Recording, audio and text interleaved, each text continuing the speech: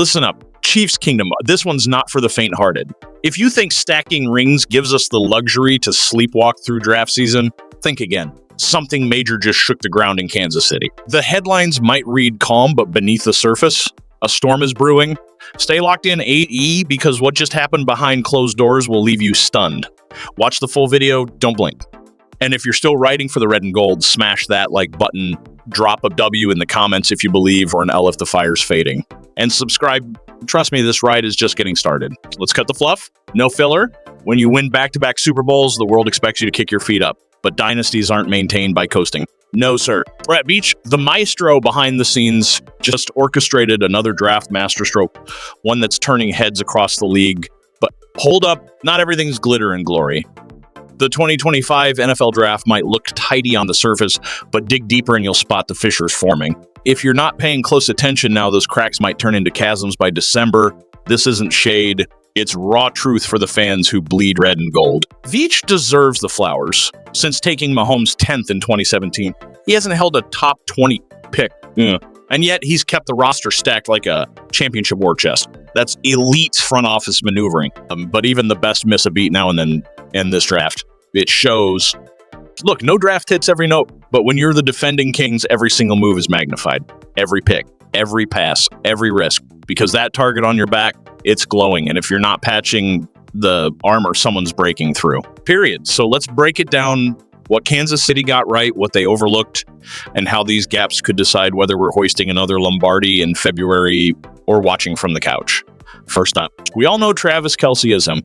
Hall of Famer, future statue outside Arrowhead, but even legends wear down. Father Time's undefeated. Every snap Kelce takes brings us closer to his last. So did the Chiefs draft his heir this year. Not exactly sure. Noah Gray stepped up in 2024. Jared Wiley shows flashes. And they snagged Jake Briningstool after the draft. Raw, athletic, intriguing. But let's keep it raw. Briningstool ain't Kelce. He's not even in the same orbit yet. And in this offense, tight end isn't just a piece. It's the heartbeat. When the play breaks, Kelce breaks defenses. Passing on a T with upside. That's a bold bet. And you better pray it doesn't blow up in January. Right tackle, not the headline grabber, but a legitimate worry. Chiefs fans know chemistry on the O-line can make or break your whole season. We drafted our LT of the future, inked Jalen Moore for 2 years, and still have Jawan Taylor under contract. Sounds fine, right? But what happens when Taylor's deal expires next March? What if Moore flops? What if developmental guys like Darian Kinnard or Wanya Morris aren't ready? This isn't Madden. You can't just shuffle names and expect cohesion. Right tackle has been a quiet liability. And where there's smoke, there's usually fire. Let's get grit. Nose tackle, this is where things get murky. The Chiefs grabbed Omar Normlot at 63. On paper, nice value. The guy's quick, explosive, disruptive. But here's the catch. He's a gap shooter, not a gap clogger, a specialist. You needed a bulldozer. And you brought a scalpel. Because guess what? This year, teams are coming for our trenches. They're going to run it straight at us. And who's plugging the middle? Mike Pennell, 33. The only 320-pounder with a real shot at anchoring the interior. He's battle-tested, sure, but leaning on him for a full season. That's rolling the dice. Why not invest in another run-stuffing beast? Why pass on guys who live to eat double teams? That's a risky move, and in the gauntlet that is the AFC, risks like that can haunt you. Now the safety room. This one's complicated. Jaden Hicks has promise, length, athleticism, upside. If things click, he could be a gem. But if is the most fragile word in football. Brian Cook is in a contract year, solid, not elite. Mike Edwards, a journeyman on a prove-it deal. Shamari Connor, versatile, but played more slot than true safety. So you're banking on Hicks developing, Cook staying consistent, and Connor adapting. That's a lot of maybes in a position group that gets tested weekly in the modern NFL. Thinner than a Sunday morning pancake. That's your safety depth chart. One injury, and it's a scramble. And we're not talking September football. This is about January when you're facing off against Josh Allen, Joe Burrow, or Lamar Jackson. Every snap test your back end. You need depth. You need security. You need contingency. And this year, the Chiefs didn't buy that insurance. That might come back to haunt them. Now let's address the one that had me yelling at the screen, the running back room. I don't care how pass heavy this league gets. You still need a warhorse in the backfield. Someone who can churn out hard yards, bleed the clock, and punch a defense in the teeth when you're up 3 and just need to kill the last 5 minutes. So what did the Chiefs do?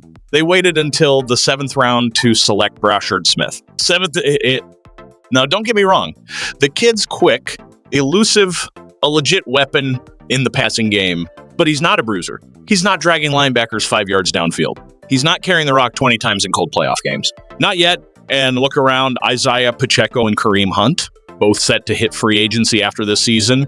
Neither one lit the league on fire in 2024. And that's just being real. So what exactly is the long-term? Where's the future bell cow? Where's the guy who keeps defenses honest when Mahomes isn't slinging lasers? He's not in this draft class, I'll tell you that much.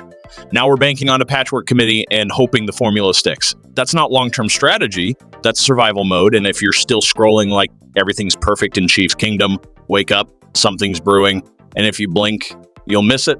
The 2025 NFL Draft is officially in the books. Everyone's parading around like it's a victory lap. But let me ask you, were you really seeing what I'm seeing? Because the picture's not pristine. In fact, it's far from it. Beneath the Polish surface lies the very cracks that could derail a dynasty. So don't even think about clicking off this video. I need you locked in from start to finish. Tap that like button. Drop AW in the comments if you still trust the process. Drop an L if this class left you unsettled. And don't forget to subscribe, because what's coming next might just change the way you view this franchise. Let's keep it 100. Brett Veach is a sorcerer when it comes to the NFL Draft. This guy's been pulling miracles since the day Mahomes got called at 10th overall back in 2017. He doesn't need a top 20 pick to flip the board upside down, and he proved it again this year. On paper, the 2025 draft class checks some big boxes. They addressed key long-term needs. They patched some immediate concerns. They came out of the war room looking sharp. But here's where the record scratches. There's unfinished business, unspoken gaps, and most people are either too hyped on the championship fumes or too scared to call them out. But I'm not. Not today. Let's start at tight end. Yeah, we've got the legend, Travis Kelce, but the man's 35. He's still balling out. Sure. But Father Time never loses. He's already got one foot in a podcast booth and the other fending off linebackers. They passed on a tight end again. Yes, Noah Gray balled in 2024. Jared Wiley shows promise, and they signed Jake Brenningstool post-draft. But none of these guys are the heir apparent. And once Kelce hangs it up, that hole is going to feel like a crater. Right tackle, quiet concern, but don't sleep on it. Round one brought us a promising left tackle, smart. Jalen Moore signed a 2-year deal, solid. Jawin Taylor still hanging on with guaranteed money, meaning his days are likely numbered. Issa Pohl, raw, a project. Nobody's expecting him to start week 1. So if Taylor falters, what's the backup plan? Because spoiler alert, there isn't one. What if I told you the Chiefs' secret weapon is back and he looks more dangerous than ever? But there's a twist, and it's bigger than just football. Buckle up, because what's coming next might completely redefine how you see this team's future. Watch till the end, smash that like button, drop a whoop if you're riding with the kingdom, or if the flame's gone out. And don't forget to subscribe, because what's brewing in KC is about to erupt. Let me set the scene. You're scrolling your phone, thinking the NFL offseason is just filler until the real fireworks begin. But then you see it, a clip, a flash, a surge of movement that doesn't just whisper talent, it shouts at Rashee Rice. Back on the turf. Now I know what you're thinking. It's a clip. No, my friend, this isn't just a highlight. It's a declaration, a warning shot, a message directly from the heart of Chiefs Kingdom. We are far from finished. But before we break out the champagne, let's rewind the tape. Let's revisit the storm that made this moment hit differently. When Rashee Rice went down with a torn LCL in his right knee, it was like watching a symphony abruptly silenced. The offense, already criticized for lacking its usual firepower, lost one of its rising stars. He collided with Mahomes, and just like that, Kansas City's momentum took a major blow. Yet in just 4 games before that injury, Rice racked up 24 receptions, 288 yards, and 2 TDs, averaging 6 catches and 72 yards per game.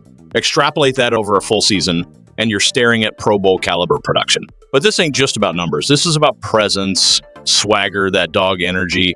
Rice was attacking zones, bouncing off tackles, and turning 5-yard slants into 20-yard haymakers.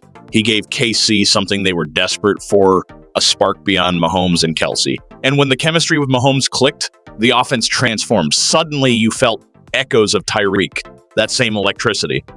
Then, boom, injury. Momentum halted. Fast forward to now. This week, a new video surfaces. Rice cutting like a blade, exploding off the line, that knee looking solid. This ain't a man getting back into shape. This is a man who never mentally left. A warrior who used every drop of rehab to sharpen the sword, but Here's where it gets complicated. That viral video, it dropped for all the right reasons, but it lives in the shadow of one that didn't. Rice involved in a serious auto collision, allegedly linked to a street race, and just like that, the narrative twisted. On the field, the man's a potential roan. Off the field, he's walking a tightrope because talent will make you millions, but maturity, that's what keeps you there. And now Rice stands at a crossroads between franchise, centerpiece, and cautionary tale. We've seen this before. Athletes who flame out not from a lack of ability, but from a lack of discipline. That's why leadership in the locker room and inside the man himself matters more than ever.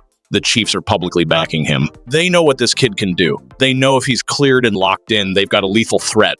One who can stretch the field, open lanes for Kelsey, and keep defenses guessing while Mahomes goes full magician mode. But let's be real, this isn't business as usual. The footage, the headlines, the noise, it's not just X's and O's anymore. This isn't just about can Rice play. It's a can Rice lead? Because when you're gifted with this level of talent, eyes are always watching. You don't just play, you set the standard. You don't just make highlights, you become the headline. I hope Rashee's watching those SMU tapes. I hope he remembers the kid they called underrated, the one who became undeniable. Because that version of Rice, he's a game changer, a kingdom lifter. Let's not forget, as a rookie, he caught 79 passes for 938 yards and 7 TDs. 7. That's not just good, it's historic in Andy Reid's system. And at a time when Mahomes was searching for a rhythm post-Tyreek, Rice was that new outlet, that escape valve, that spark. And now, after the injury, the incident, and the grind of recovery, he's got the chance to reclaim that role. It's one thing to run routes in a practice clip. It's another to take a hit on 3rd and long when everything's on the line. Rashee Rice has the tools. The question now, will he use them to build a dynasty or be remembered as a warning? See you next video.